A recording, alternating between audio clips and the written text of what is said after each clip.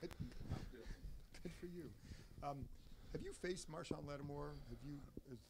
We did. What did you think of him as a corner going up against him? Yeah, 2019, I believe, first year in Arizona. I thought he was tremendous. You know, he walks down, and it's not easy to do in this league, play that much man coverage down in somebody's face, but physical, will tackle in the run game, tremendous man coverage guy. So, yeah, I was really, really excited to see that occurred. How much does that, when you're as an offensive coordinator, how much does it influence what you do or call or in a game? Yeah, it's huge. You know, most of the time you like to see them as X's and O's, but there's those certain players that you have to know who they are and scheme around them, and he's one of those guys because he's that good of a player and that difficult to kind of deal with when he's able to take away one of your top options. Just curious what you thought of Brandon Coleman's performance. His first, full game, and was there anything that you felt like because of what he can do, maybe changed a little bit of how you call this play versus that play because of his skill set?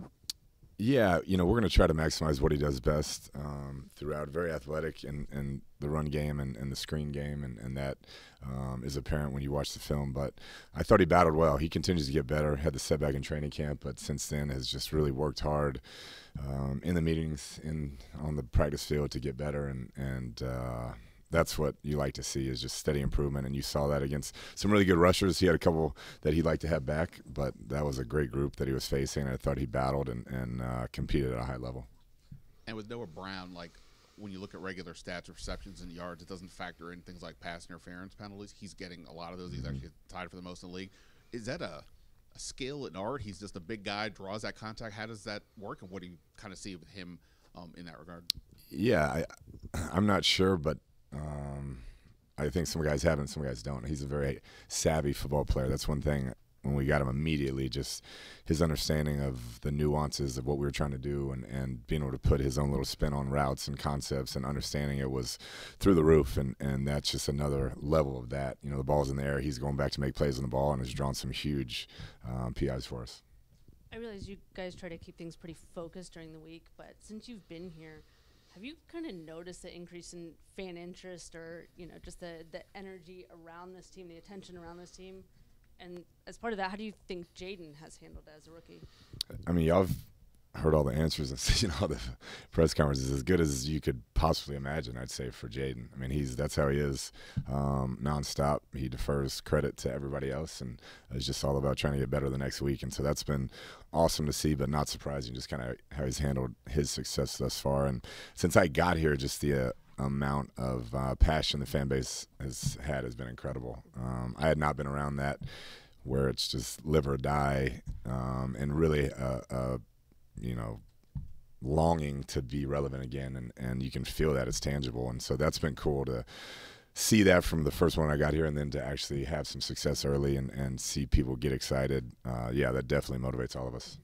And then with Jaden, I mean, his scrambling ability, well documented, but especially when there's a free rusher, his elusiveness. What makes him so good at that? How is he able to just slip through guys like that? Yeah, I think just a feel. He's played that way his entire life. He's very, very fast, obviously, so he knows what he can get away with and what he can. And then he also knows protections, and he knows when he should be picked up and when he's hot. And so he can kind of set guys up knowing, okay, that's the free rusher. I can set him up and get out this way or that way. And so it's a combination of his knowledge of the system and then just sheer athletic ability. What sort of challenge does Pittsburgh's defense pose? They're really good. Terrell Austin's done a tremendous job. Obviously, Mike T, the culture he has there, they're very physical, great personnel, play downhill, take the ball away. So it'll be a huge test. I think making sure we avoid negative plays and turnovers is going to be the key to keeping it, a ball game and being able to stay in it. What's the key for Jaden to remain disciplined and kind of just like this the whole time that you talked about? Yeah, just the work he puts in. I think you earn that right with how you work and keeping your process the same and not being bored of doing it over and over and over. And that's something that, from what I've seen, he's willing to pay the price every morning early through the evening of same routine, getting better, asking the right questions, putting the work in on the practice field. And when you have those things, the confidence is there, and so you don't need to change anything. Hey, good afternoon, Coach. Preston Smith obviously adds another potential playmaker to the Steelers defense. Wasn't really a big fit in Green Bay this year, so do you go back to previous year's tapes, not really look at the 2020-24 tape, and looked at previous tape to kind of see what he might be able to bring this weekend? Yeah, I've played against him before. Very good, powerful, talented rusher. So it's not like they needed any help at that position, but they got it. So that'll just add to a very tough defense, and that to me is like the way those guys, the relentless pass rush, the way they get after the passer, and just they fall into sacks. They'll beat you clean, and then they'll fall into stuff because of the effort and because the quarterbacks that are able to move, they'll keep chasing them in the pursuit. Is really impressive to watch. It's a credit to those coaches and the players and the culture they've created. You kind of touched on the turnovers already. Every team drills it. Every team preaches ball protection, ball security.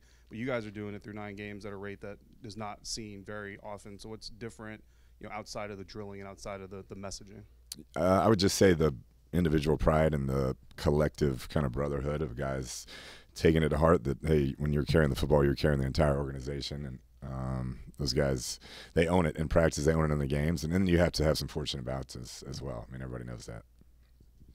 Hey there, Coach. So far this season, we've seen some differences, if you will, in the running back room, right? When Austin had to go out for Arizona, I think, of course, B. Rob has been inactive due to his injury. What can you say about that group just staying consistent despite the different changes?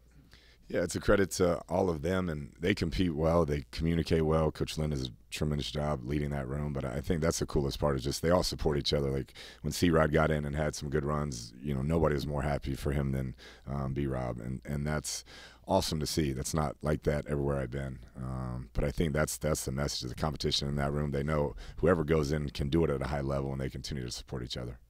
What are some of the strengths that you've seen so far this season in the Steelers defense? Yeah, taking the ball away and creating negative plays.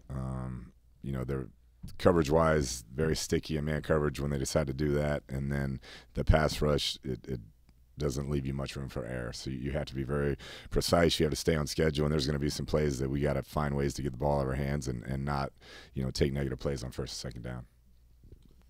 Seems like every week teams have a elite edge pass rusher, but not necessarily to the extent that TJ Watt is. What kind of challenge does that provide, and do you find that yourself as you're watching tape, kind of cognitively thinking about having to add help or double or chip or all the different things you guys do? Yeah, when I'm watching tape, when I'm sleeping, all of the above. He's a game wrecker. He's like on that level of certain guys around the league, the Aaron Donalds, I know he's retired, but where it's like, okay, going into that week, we've got to know where he's at on every play. And if we leave one play where he's not accounted for and given extra attention, then that's the play that can change the game. He's that dominant of a player, and he plays with that type of effort. So, yeah, definitely one that keeps you up at night.